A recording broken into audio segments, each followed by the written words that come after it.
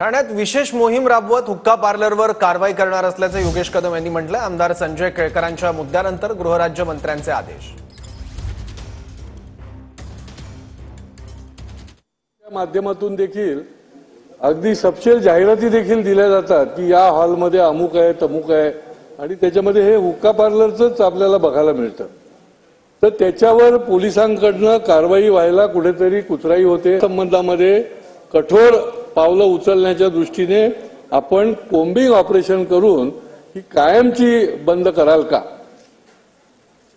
अध्यक्ष महोदय, सन्माननीय सदस्यांनी ठाणे महानगरपालिकेच्या हद्दीमध्ये किंवा ठाणे जिल्ह्यामधील अनधिकृत असलेल्या हुक्का पार्लरच्या बाबतीमध्ये त्यांनी प्रश्न उपस्थित केला आहे।